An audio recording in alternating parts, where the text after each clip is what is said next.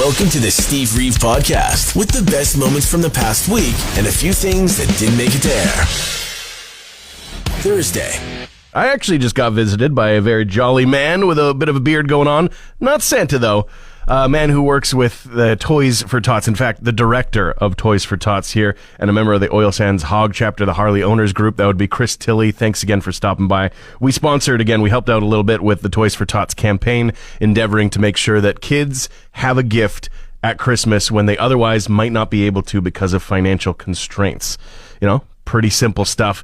It is so important, though. It's hard to describe how important it is to make sure that there are gifts, that it is an inclusion for kids for the holidays. And when that is something that is a bit shaky, it's so great that there are people who painstakingly fight to make sure that can be fixed, that can be a moment where a kid does get a toy and feels great and feels special as we, pass on the teachings of the benefit of generosity. That's what the whole holiday season's about. So Chris, a very generous man himself, I know, dropping off that plaque first thing in the morning because he's also on the way to work, because the work never stops, always in motion. Thanks for making the time, and thanks for all that you do on that. Hopefully the kids are loving what they're unwrapping very soon.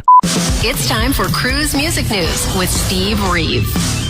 There are some very recognizable pieces of music in the Best Original Song shortlist, not the full nominee list, but it has been narrowed from 65 eligible songs to a selection of 15 that will now be, scrutinized before they actually become the official nominee list. But songs including Train Dreams, which is a Nick Cave track from the film that shares the name.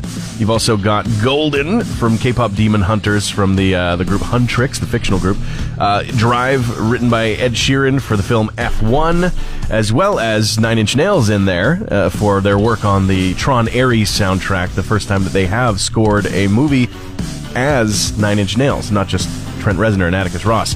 And also, bizarre news as the snafu between the members of Jane's Addiction and frontman Perry Farrell might be getting resolved. This was a whole thing last year. There was a fight on stage at a show, and this was just after the announcement of a new tour with the band reuniting together, and obviously it became a point of contention where they couldn't move on with Perry Farrell involved.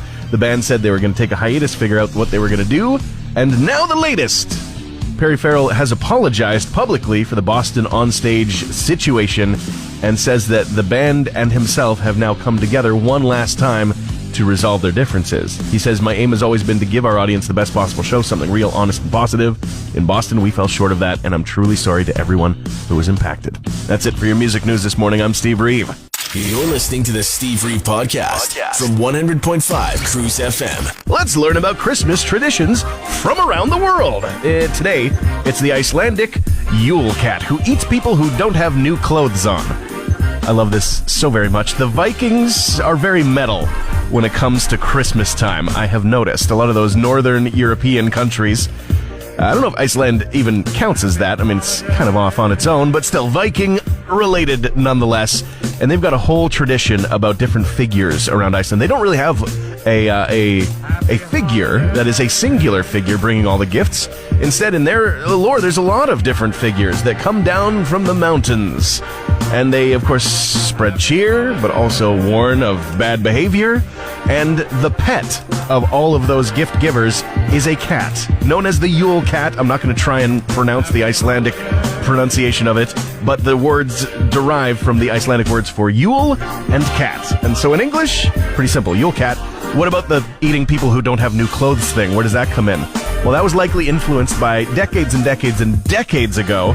Decades and decades and decades ago, the entire country had a lot of wool export going on to the point where it was the chief thing going on, and most families would have every member of the family involved in the textiles.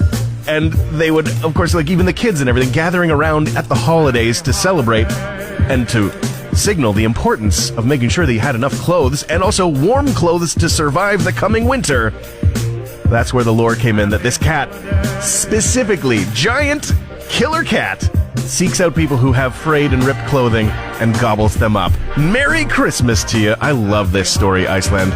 Never change. All through the end of last week and into this week, we were giving away tickets, passes, general admission weekend passes to the Rockin' Thunder Fest, which we know is going to be part of our summer slate next year. Very much looking forward to it. Rockin' Thunder Fest will be July 11th and 12th. And that's at the Edmonton Exhibition Racelands down south.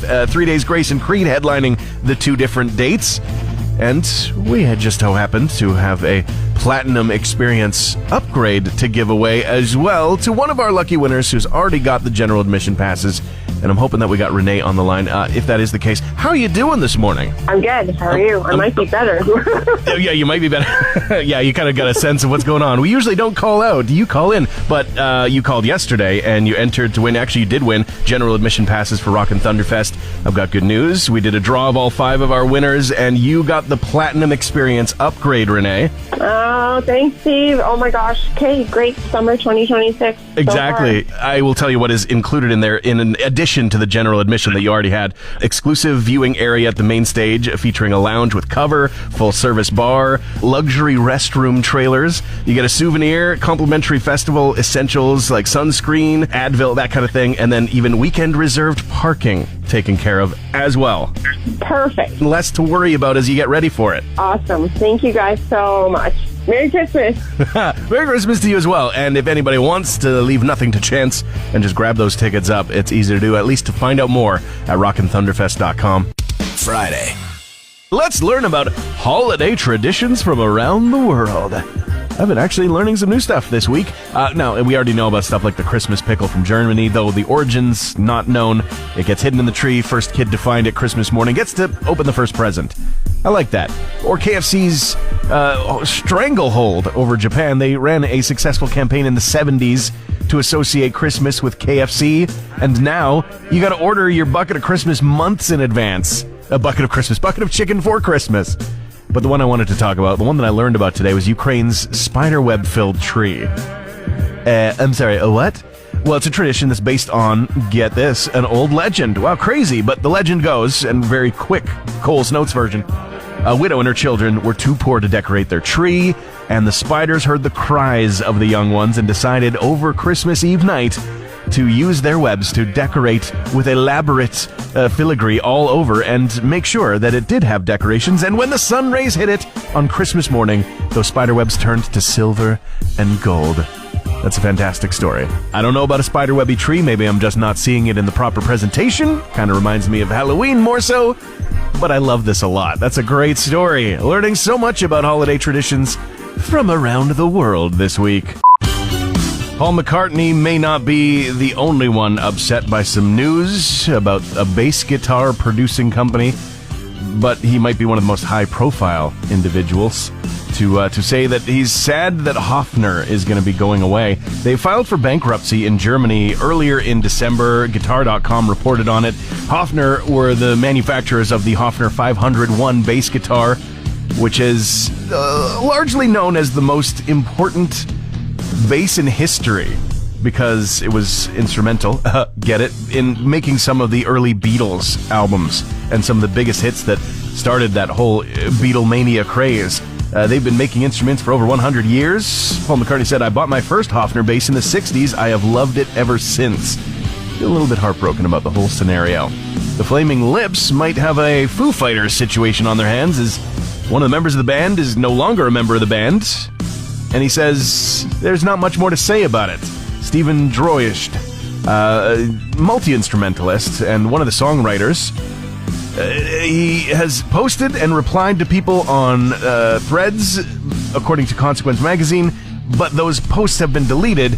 He said that the Flaming Lips are done with me, but we're not talking about it. And that's literally all we know about the scenario. Maybe more to come in the future. Maybe they're trading with a different band like Foo Fighters did with Nine Inch Nails.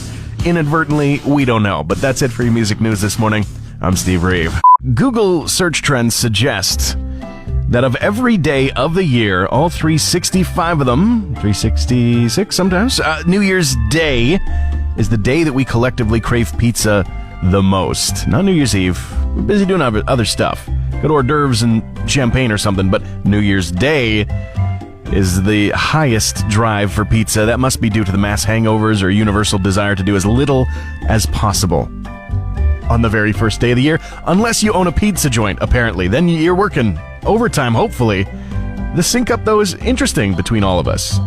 But I gotta say, it's not really saying much for me, and I think many people can relate, because I genuinely don't think that a day goes by that I don't crave pizza. That is every one of the 365. Tell you right now, lifers know around this town, not even a sponsor, but when you see that open sign at Hughes, we be stopping the car, okay? That's just how it is. Transmission over. Want more Steve? New podcast episodes happen every Friday, or just tune into the Steve Reeve Show. Weekday mornings starting at 5:30 a.m. on 100.5 Cruz FM.